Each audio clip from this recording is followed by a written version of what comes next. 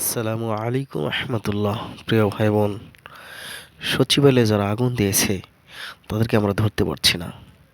আমাদের অন্তর্বর্তীকালীন সরকার স্বরাষ্ট্র উপদেষ্টা ধরতে পারছে না তাদেরকে। কেন ধরা যাচ্ছে না তাদেরকে? তাদেরকে ধরা খুবই সহজ। ভেতরে কারা ছিল, কতক্ষণ ছিল, সব কিছু দেখা। তারপরে আশেপাশের সিসিটিভি ক্যামেরাগুলো চেক করা।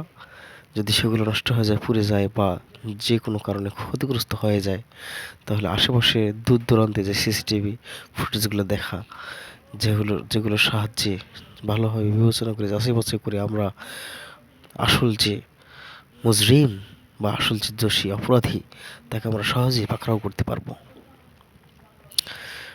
আমাদের লক্ষ্য উদ্দেশ্য ফ্রেশ থাকতে হবে, যে আমরা যেন কোনো ভুলবশত